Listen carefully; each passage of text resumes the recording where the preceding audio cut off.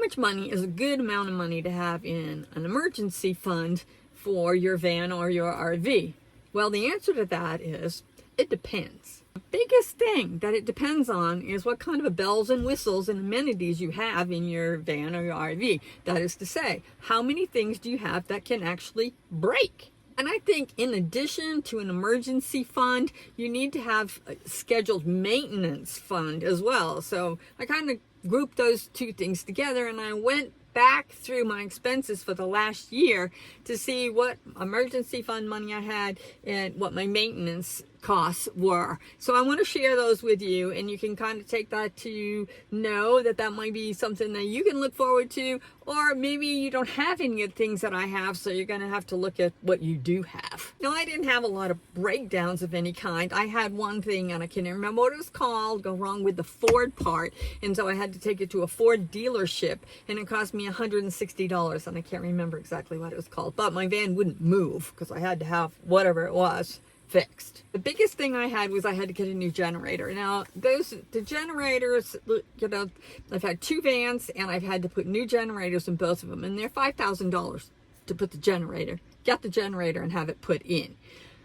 Now, what I learned about that slowly is that if I lose another generator, I will never buy another one. Why I didn't just have a DC to DC put in and get another battery last time, I will never know. But $5,000 for a generator is a big ticket item. What do you have in your van that would cost that much if you had to replace it? I had to replace a water pump this year.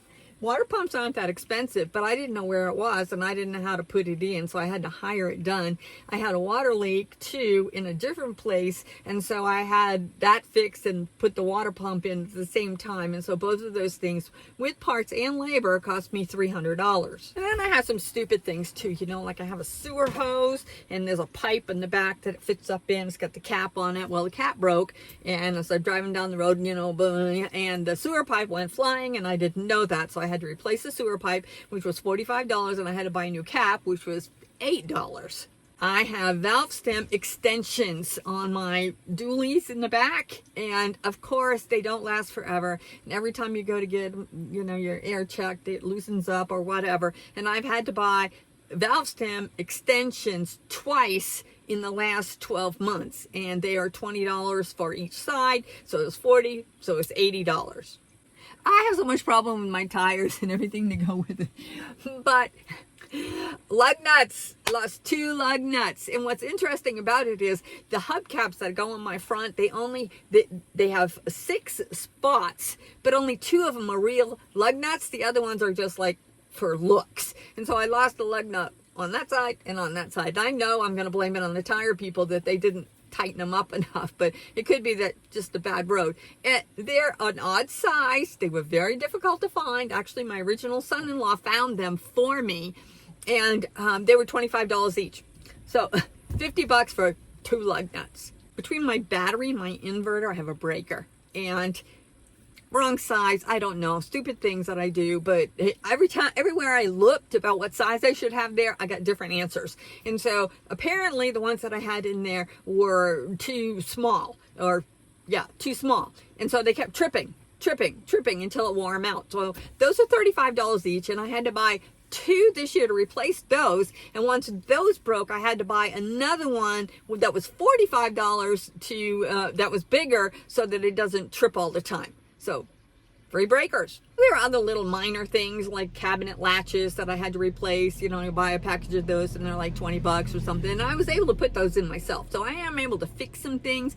And so I just need the little parts to do it. But let's talk about maintenance for a minute, because those would be things that had to be fixed. But you also have maintenance that you have to add into your budget here.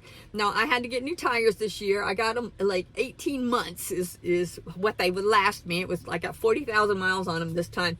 Anyway, I got 6 tires, remember, and so the tires were $1,600 for the tires with the certificates that go with them. I had to have new brakes as well, and brakes were $800. So those 2 items were $2,400.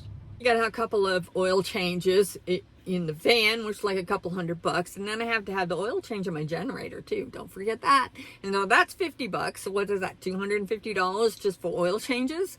I had to have new windshield wipers this year, and they were $70. So when I added all those things up, I had to actually go and throw up because after I looked at all the money that I had to spend last year, and it came to almost $9,000 for emergency things and for maintenance things. Now, granted, the biggest one was the $5,000 for the generator, which I will never do again. I mean, a DC to DC would do the same job, and it cost, I don't know, $300-400 maybe to replace it.